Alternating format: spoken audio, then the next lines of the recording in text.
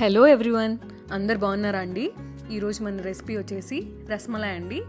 దీనికి కావాల్సిన పదార్థాలు మిల్క్, షుగర్, బ్రెడ్ స్లైసెస్, ఘీ, మిల్క్ మేడ్, కొన్ని బాదాం, పంకిన్ సీడ్స్ అండి, ఇంకా కొన్ని ఇలాచి.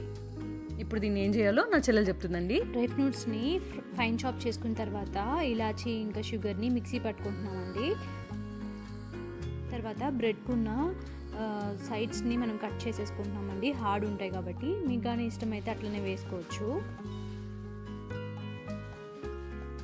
మస్ట్ ట్రై రెసిపీ అండి. మీకు స్వీట్ క్రేవింగ్స్ వచ్చినప్పుడు ఇంట్లోనే మనం ఇలా చేసుకోవచ్చండి. చాలా బాగుంటుంది. యమ్మీ వచ్చిందండి నిజంగా. మీరు ఖచ్చితంగా ట్రై చేయండి.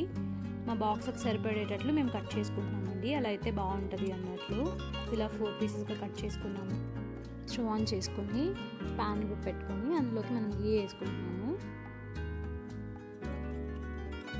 తర్వాత కట్ చేసుకున్న పీసెస్ని ఇందులో పెట్టుకుంటున్నామండి.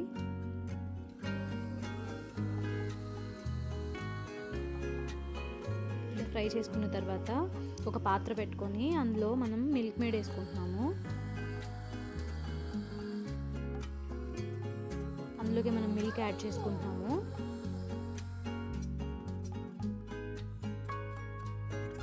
అందులోకి మనం సాఫ్రాన్ వేసుకుంటున్నాము. ఇలా ఒక బాయిల్ వచ్చిన తర్వాత మనం మిక్సీ పట్టుకున్న దాన్ని ఇందులోకి వేసేసుకుంటున్నామండి. షుగర్ అండ్ కార్డమమ్ పౌడర్ని వేసేసుకున్న తర్వాత ఇలా వస్తుందండి మనకు. మేము అందులో కొద్దిగా టర్మరిక్ పౌడర్ వేసుకున్నామండి, కలర్ బాగుంటుంది అన్నట్లు. అండ్ కొన్ని డ్రై ఫ్రూట్స్ వేసుకున్నామండి. ఆ మిల్క్లో మంచిగా ఒక మిక్స్ ఇచ్చుకొని తర్వాత మనం ఏ బౌల్లో అయితే ఫ్రీజ్ చేసుకోవాలనుకుంటున్నామో, స్టోర్ చేసి పెట్టుకోవాలనుకుంటున్నామో ఆ బౌల్ తీసుకుని దాంట్లో మంచిగా అరేంజ్ చేసుకోవాలండి. ఈ బ్రెడ్ స్లైసెస్ని అరేంజ్ చేసుకున్న తర్వాత ఫస్ట్ పాలు పోయకుండా ఫస్ట్ వాటిని అరేంజ్ చేసి పాలు పోస్తున్నామండి.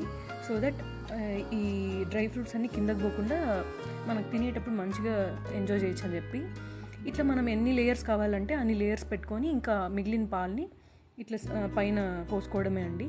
అంతే అండి, చాలా సింపుల్, చాలా చాలా యమ్మీగా ఉందండి. మీరు స్వీట్స్ పర్సన్ అయితే డెఫినెట్గా ట్రై చేయండి. మా ఇంట్లో మా చెల్లె స్వీట్స్ పర్సన్. టేస్ట్ అయితే తనే చేసిందండి ఈ రెసిపీ. చాలా అంటే చాలా యమ్మీగా వచ్చింది. డెఫినెట్గా మీరు కూడా ట్రై చేసి మాకు ఎలా ఉందో కామెంట్స్లో చెప్పండి.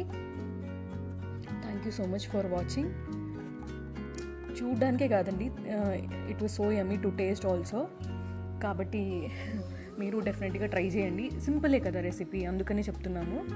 ఇంకా ఇట్లా బాక్స్ క్లోజ్ చేసి మేము కొద్దిసేపు ఒక 1 hour అట్లా ఫ్రిడ్జ్లో పెట్టి తర్వాత ఎంజాయ్ చేసాం. Please to subscribe for our channel అండి. Thank you so much for watching.